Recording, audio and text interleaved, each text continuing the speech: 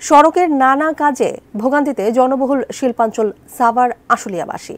তার উপর সামনে ঈদ, ঘরমুখী মানুষের যাত্রাপথে নবীনগর চন্দ্রা ও বাইপাইল আবদুল্লাপুর মহাসড়কে ভোগান্তি আরও কয়েক গুণ বাড়ার আশঙ্কা রয়েছে। সাভার থেকে বিস্তারিত জানাচ্ছেন সহকর্মী জাহিদ হাসান শাকিল। ঈদে ঘরমুখী মানুষের যে যাত্রাপথে নবীনগর চন্দ্রা ও বাইপাইল আবদুল্লাপুর মহাসড়কের যে ভোগান্তি, এটা কিন্তু প্রতি বছরেরই চিত্র। এই বছরের অবস্থা কেমন, আর সড়কের যে কাজ সেটি কি এবারও চলছে ওরকমই রয়েছে? আপনি যেমনটি বলছিলেন যে প্রতি বছরই কিন্তু আমরা দেখছি বাইপাইল আবদুল্লাপুর নবীনগর চন্দ্রা মহাসড়কে কিন্তু বিশেষ করে ঈদের সময়টা কিন্তু একটা বাড়তি যানজট সৃষ্টি হয়, মানুষ ভোগান্তিতে পড়ে। এবার কিন্তু সেই ভোগান্তির আশঙ্কা আরও কয়েক গুণ বেড়েছে। আমি যদি কারণ হিসাবে আপনাকে বলি, আপনি জানেন ইতিমধ্যে যে ঢাকা আসলে এলিভেটেড এক্সপ্রেসওয়ের নির্মাণ কাজ চলছে, সেইখানে একটি কর্মযোগ্য তো আছেই, পাশাপাশি আমরা দেখছি এখন সড়ক সংস্কারের, আমরা যেই জায়গাটিতে আছি নবীনগর চন্দ্রা মহাসড়কের ইপিজেড সংলগ্ন এলাকায়, এখানে আমরা দেখছি সড়ক যে সংস্কার কিছু কাজ চলছে।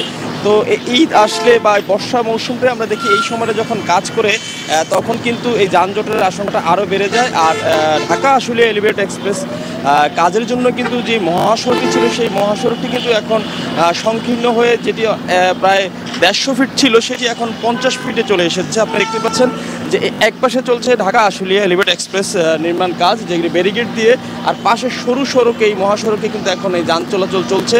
উত্তরবঙ্গের প্রায় 17টি জেলার কিন্তু যানবাহন এই সড়ক দিয়ে যাতায়াত করে। আর আপনি দেখছেন পাশে আবার কিন্তু সড়ক সংস্কারের কাজ হচ্ছে।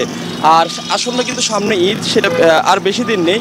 এর মধ্যে কাজ শেষ করা এবং যে নির্মাণ কাজের যে কাজ চলছে আসলে এক্সপ্রেসওয়ের, এটা নিয়ে কিন্তু আমরা কথা বলছি এখানকার ঢাকা জেলা পুলিশের ট্রাফিক বিভাগ সহ সংশ্লিষ্টতা। তারা যেমনটি বলছেন, এক পর্যায়ে তারা স্বীকার করতে বাধ্য হয়েছেন যে এইবার এই নির্মাণ কাজের জন্য কিন্তু এই ঈদযাত্রা একটি বড় চ্যালেঞ্জ হয়ে তাদের দাঁড়িয়েছে।